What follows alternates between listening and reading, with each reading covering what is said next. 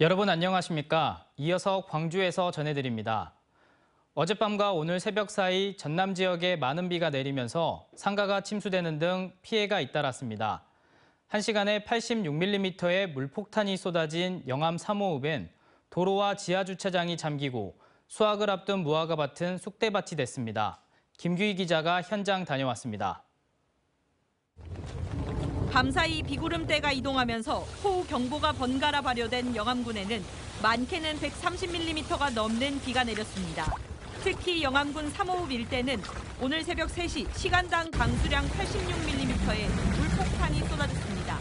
천둥, 번개를 동반한 세찬 장대비가 퍼붓고 도로에는 사람 무릎 높이까지 물이 찼습니다. 차량은 바퀴가 겨우 보일 정도로 물에 잠겼습니다. 계속 허리 높이까지 물이 찼다더라고요. 그래서 놀랐어요, 처음에. 이게 포장 박스나 냉장고들, 그리고 식품 냉동에 있는 식품들 다 상한다고 이제 봐야죠. 다행히 인명피해는 없었지만 특정 지역에 비가 집중되면서 차량 2대에 고립된 3명이 구조됐습니다. 또 지하주차장에 차량 30여 대, 상가 20여 곳이 침수되는 등 피해가 속출했습니다. 인근 무화과 밭에서도 1,550제곱미터 가운데 절반가량이 물에 잠기는 피해가 났습니다. 밤사이 내린 비로 허리까지 물이 차면서 무화과 나무들이 흙으로 뒤덮이고 쓰러지는 피해를 입었습니다. 출하를 2주 앞두고 벌어진 일이라 한해 농사를 망치게 된 농민들 속은 타들어가고 있습니다. 침수가 되거나 하면은 무화과는 이렇게 물음병이 오고 이래서 수확을 절대 못합니다. 농사를 내가 여기서 11년을 지었는데 이런 경우는 처음이에요. 도로에 가득했던 빗물은 3시간여 만에 빠져나가면서 복구 작업이 시작됐지만 정상화까지는 시간이 필요한 상황입니다. 침수가 안 됐어요. 그래서 이제 어제 새벽에 좀 침수가 됐던 상황이고 침수되면서 토사들이 이제 많이 쌓였습니다. 그래서 그것들을 지금 치우고 있는 작업을 하고 있습니다. 지난 15일부터 내린 장맛비로 전남 지역에는 주택 294가구가 침수돼 85명이 대피하고 농지 289헥타르가 침수되는 등 피해가 이어졌습니다. 기상청은 중국 상하이로 북상 중인 태풍의 영향으로 정체전선이 북상하면서 전남 지역은 당분간 무더위가 이어질 것으로 전망했습니다. MBC 뉴스 김규희입니다. 새벽까지 물폭탄이 쏟아지다가 낮에는 찜통더위가 찾아왔습니다. 오랫동안 이어진 장마에 답답함을 느낀 피서객들이 시원한 물놀이로 더위를 피했습니다. 최양지 기자의 보도입니다. 머리 위로 쏟아지는 시원한 물 세례에 더위가 순식간에 날아갑니다. 아찔한 워터 슬라이드에 눈을 질끈 감은 채 온몸을 맡겨보고 무대에서 펼쳐지는 걸그룹의 공연에 격한 응원을 보냅니다.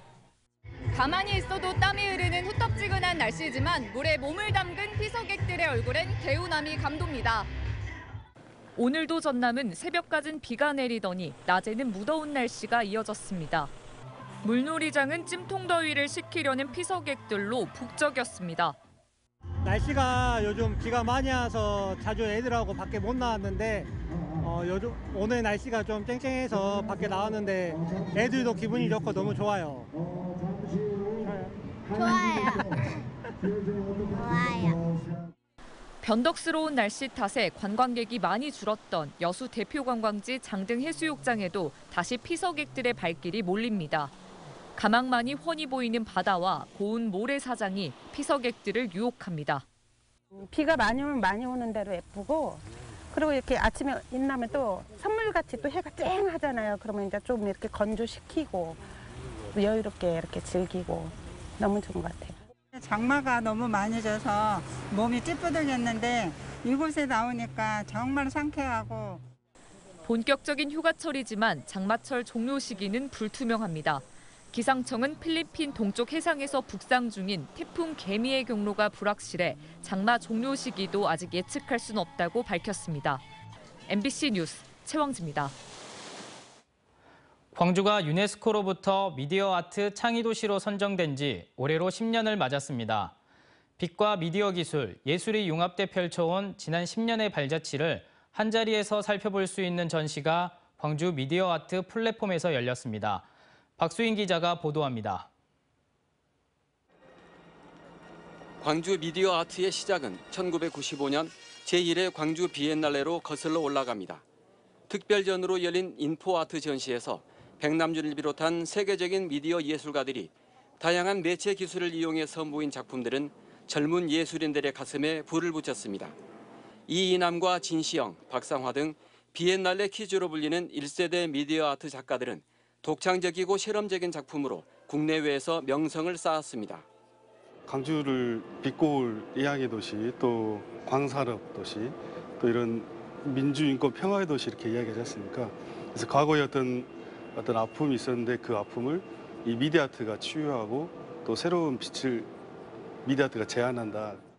이런 성과를 바탕으로 지난 2014년 광주는 세계에서 5번째 유네스코 미디어 아트 창의 도시로 선정돼 인권과 빛, 과학과 예술이 하나 된 문화적 역량을 인정받았습니다. 이후 매년 미디어 아트 페스티벌이 펼쳐져 작가와 관객이 소통하는 공간이 마련됐고 작품 창작과 전시, 교육의 산실인 광주 미디어 아트 플랫폼이 문을 열었습니다. 국립아시아문화전당과 사직공원 등 도심 4곳에는 창의 벨트가 조성돼 시민들이 일상에서 미디어 콘텐츠를 경험할 수 있습니다. 10년 동안 미디어 아트 창의 도시에 어울리는 레지던시 사업이나 미디어 아트 페스티벌을 쭉 해왔고 광주 비엔날레가 그 뒤에 항상 있었고요. 그리고 많은 백남준 키즈들이 광주에서 활발하게 작품 활동을 했기 때문에 광주 미디어 아트 플랫폼은 지난 10년 동안 걸어온 길을 돌아보고 미래를 탐색하는 기념 전시를 마련했습니다. 이번 전시는 VR과 애니메이션 등 다양한 기술과 매체를 활용한 젊은 작가들의 실감형 작품을 통해 미디어 아트의 새로운 지평을 선보입니다. 또 광주의 미디어 아트가 걸어온 역사의 순간들을 영상 작품에 담아서 보여줍니다. MBC 뉴스 박수인입니다. 금호타이어 광주 공장에서 고무더미에 깔린 40대 근로자가 치료 도중 숨졌습니다.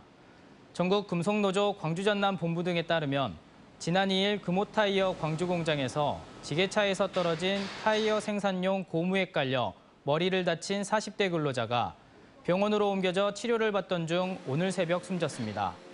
노조는 유해 위험 요인을 사전에 개선했더라면 충분히 막을 수 있었던 사고였다며 경영 책임자에 대한 엄정한 처벌을 촉구했습니다. 광주지법은 한국전쟁 당시 보도연맹 부역자로 몰려 사망한 희생자 유족이 국가를 상대로 제기한 손해배상 소송에서 원고 일부 승소 판결했습니다. 남편이 부역자로 몰린 희생자는 자신의 둘째 딸과 함께 1951년 2월 13일 전남 영광군 홍록면의 한 마을에서 군경에 의해 희생됐습니다. 재판부는 직접 증거를 확보하기 어렵지만 증언한 참고인의 진술에 신빙성이 있다며 유족들에게 상속 지분에 따라 400만 원에서 1억 700만 원을 각각 지급하라고 주문했습니다. 언제 어디서나 내 손 안의 뉴스. 광주 MBC 뉴스 유튜브 구독으로 함께하세요.